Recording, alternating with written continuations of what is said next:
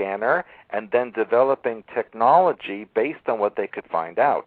And that's what's going on now. They're able to tap into frequencies just by knowing the numerical values of a person or a place or a thing. They can tap into it instantly by knowing the vibratory rate of that person, place, or thing.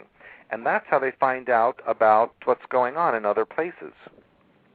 Because they work very much on numerology, don't they? I mean, 9/11, that is a numerological number. And also your emergency services is 9/11. Like when we had 7/7 over here, well, 777, that's always counted as a lucky number. Yeah. So, but all numbers have its own frequencies, would you say? Well, each person, so for example, you have a frequency rate, a rate of vibration that is unique to you. I'm in numerology, I'm a 9. Yeah, but it goes beyond that. You're looking at numerology. This is not numerology. This is actual frequency or vibration of the physical being and of their energy system. And that is what they tap into because it's unique for each person. Right. I get you, because we're all individuals and we've all got our own resonance, our own energy field, and everyone is unique. But I suppose some are more susceptible to others. Is it something that they can train anybody to do from a young age, or do you have to have these special qualities? Well, theoretically, anyone can be trained to do it. However, that's like saying anyone can be trained to be an Olympic swimmer. That doesn't mean that in practice it works that way. Yeah. So there are certain people that have the capacity based on their genetics and their mind pattern, and they know who those people are, and they can train them to do that. But it's like what you were saying about blonde hair, blue eyes. I mean, I think this is why the Nazis were so obsessed with the Aryan race. It's because they're more susceptible to mind control. Their genetics have an enzyme that allows for mind control input. And that is why it is a more desirable feature in humanity, not because it's beautiful, but because it's controllable. I find, though, with German people and Russian people, I find that they're very intelligent as well. Well, I'm Russian. You know? Are you? I'll tell you something. I've never, ever met a thick Russian or a thick German. Never. And again, I think that comes with the Aryan race, you know. I mean, they are very, very intelligent, but academically intelligent. I think they're very good at sort of taking and absorbing orders. Yes, that's true. Yeah. And you have to also remember it's conditioning, because those countries were used to being under dictatorships for many, many years, and so it became a way of life that they just assumed would be the continuation. Right, yeah. So, what do you think about aliens, though, and what's going on with the UFOs? I think I'm quite sceptical about a lot of it. I'm wondering if a lot of it is earthly based. It's all, again, a distraction. You know, I do believe, obviously, there is other alien life forms and other life out there. Of course there is. But do you think that some of our politicians and people in high power, do you think that they may be walk-ins?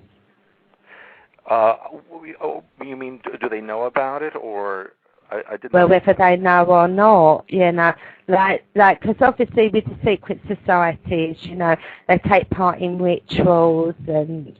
I understand what you're saying. You use the term walk-ins, yes? Yeah. See, here's the thing. If you know about genetics and mind patterns, the mind pattern is electromagnetic. And as it enters into physical reality, it accumulates or attracts atomic structure, which then forms the protein bases of the DNA that form your body. So literally, what you think is what you become. And your body is tailor-made to fit your mind pattern. But if there is a walk-in, then we have a problem, because there's a mind pattern that did not fit the body, and therefore cannot last for too long a period of time. A lot of the so-called walk-in concepts that we hear about is from the New Age, And the New Age was created by the U.S. government in 1965 as a way of Rockefellers are behind that, aren't they? The Rockefellers. Yes. Yeah. So theoretically, walk-ins cannot survive a long period of time because they don't match the body and burn it out. So that's it's really like a carjacking, only it's a body jacking, if you will. So no, I don't believe in that in the way that it's promoted out there in the so-called New Age. But yes, there are alien beings out there. The universe is teeming with life. But I agree with you that what we see here on the Earth now is mostly from here. And a lot the technology is alien, but a lot of the vehicles and a lot of what we see in the skies are from here. And a lot of it is also from what is called Bluebeam project, which you may have heard about. Yes. Which is holographic images projected into the atmosphere in order to give the appearance of some physical object. Because there's a lot of talk that they're going to soon bring around an object of Christ, isn't it, in Revelation? Yes, exactly correct. Yes. Yeah. And also they can project anything they want, because that's all it is. Bluebeam is a big holographic projection. Yeah. But of course, the masses out there that don't know what it's all about, of course, they're going to become hysterical and lay down and give up everything because they're going to be terrified. Well, that's the idea. Yeah, and it's down on people like you to educate them before it's too late. It's going slowly. Oh, I don't know. I think it's really starting to speed up now, Stewart. It's a rotten job, but someone's got to do it. I know. Well, you've got people like me behind you, and we're all doing our bit as well. I mean, what made you sort of go public? Because it's such a brave thing to do. You are so brave, honestly. I don't think I would have done it. Well, I tell you what. I don't know if I'm brave or just stupid, but there's a fine line. yes, it is. But you know, it was something really because of the Montauk Project.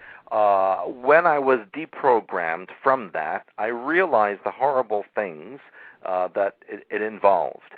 And I did feel a sort of an obligation to do my part to correct the damage that was done out there.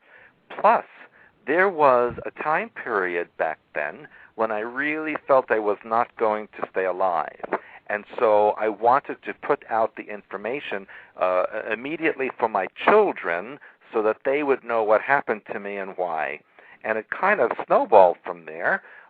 Because then other people heard about it and they started to talk about it. And before you know it, I was giving lectures and writing books about it, and it kind of just happened, you know? So I didn't wake up. Yeah.